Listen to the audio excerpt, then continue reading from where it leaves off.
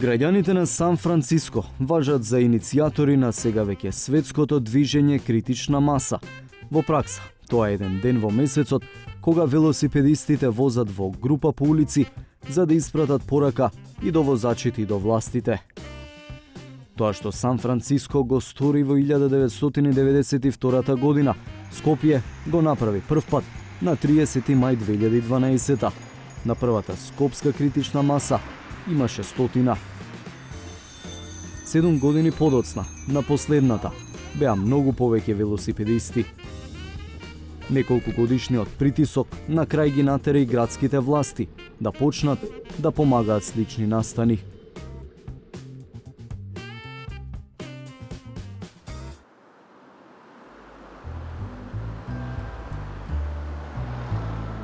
Но, освен што скопските власти почнаа да прифаќаат идејата дека градот мора да мисли на велосипедот како транспортно средство, дали навистина нешто суштински се смени?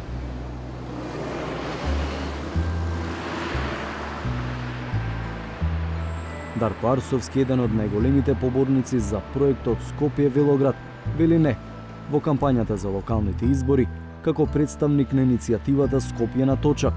Потпиша меморандум за соработка со тогашниот кандидат за градоначалник Петре Шилегов.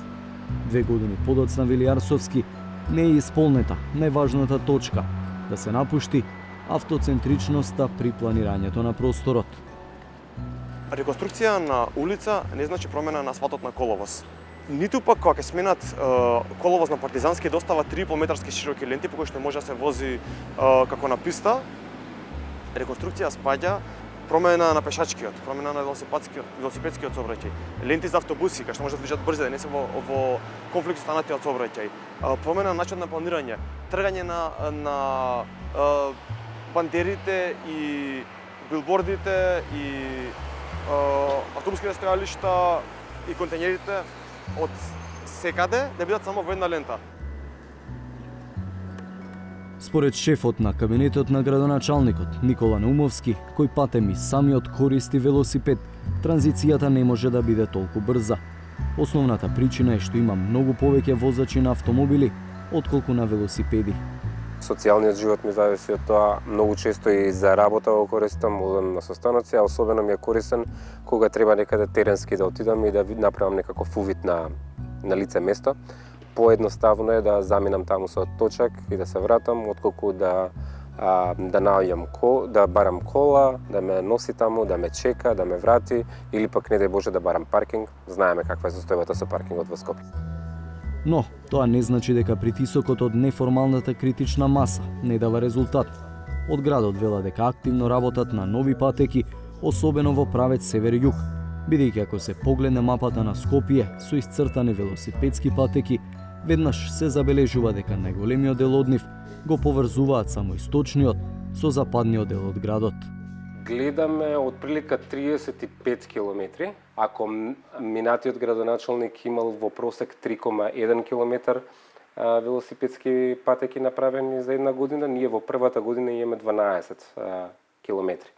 Односно, за една година сме сработеле 60% од патеките што тој ги сработил за 8 години.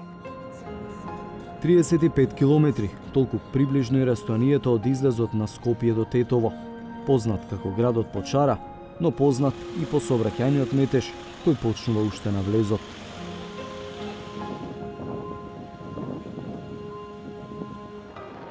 Тука велосипедите се ендемски вид. Причината – нема велосипедски патеки. 2 километри, толку е вкупната должина на велосипедските патеки во еден од најголемите градови во државата, Тетово. Но и тие 2 километри не се целосно функционални. Сликата зад мене покажува дека во овој град речиси е невозможно да се биде велосипедист.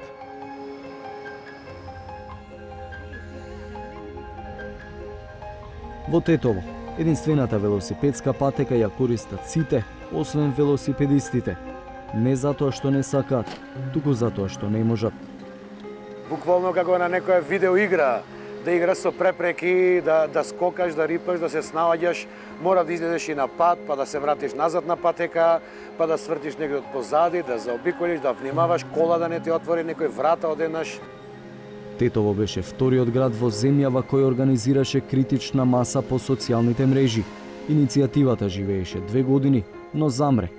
Игор Ристовски вели што поради немањето слух од градските власти, што поради слабиот одзив од граѓаните. Немавме доволно поддршка од локалното население за сето тоа да се континуирано одржува во подолг интервал. Така да мислам дека таму идејата почна полека, но сигурно да згаснува. Градската власт пак не се согласува со велосипедистите дека немале коректна комуникација. Сепак, на прашањето колку патеки се направени, одговорот е колку што биле можностите, а повеќе најавуваат во иднина. Да се изгради велосипедска патека на буливар Иринденска и тоа од улица Дервиш Цара, кај судот тоа се наоѓа, до Штуловиот универзитет. При што должината на велосипедската патека ќе биде од 4,4 километри. Ако магично успеат да најдат тој дополнителен простор да го изнајдат од страните, бидејќи ние од наше искуство и од наше што го ние возиме по градот, можеме да забележиме дека таму на вистина нема простор. Таму е и тесно грло во потегот од Шарена џамија до кружниот тек кон Попова шапка. Ако незаинтересираноста и на граѓаните и на властите во Тетово помогнала во згаснување на иницијативата, Бидолчани се уште негуват надеж. Градот на конзулите има долга историја на возење велосипеди. Милтон Манаки во 1905 година го носи првиот велосипед во Битола. Истата година го формира и првиот велосипедски клуб кој го нарекол Спорт. 114 години подоцна Битола се уште нема велосипедска патека. Битола почна со своја критична маса меѓу првите во земјава. За разлика од Скопје, нивниот притисок не дал резултат, но за разлика од Тетово не се откажуваат. 3-4 изборни циклуси се ветува велосипедски патеки, меѓутоа повеќе тоа го гледаме засега барем како клише, бидејќи нели споредуваме пред избори и по избори стално и само ветување кои што не се реализира досега. Велосипедот е единственото превозно средство кое го користи Виктор Илиев, горте на битолската критична маса, бидејќи низ годините ја кренале свеста барем кај граѓаните. Пречката за поголем напредок ја гледа кај нефлексибилноста на општинските сектори. Сите се судрија едни со други и заглавија во различни интерпретации на бирократијата, закони, подзаконски акти, прописи, кои што се косат едни со други и си прават еден сектор на друг пречки и не му дозволува да мрни. Она што нас како граѓани не чуди е како е можно истите закони, законски прописи во Скопје да овозможуваат правење на патеки да се инвестира, а во Битола да не и во другите градови. Општинската власт пак се правда дека во Битола не можат да се градат велосипедски патеки поради несоодветни сообраќајни решенија од минатото.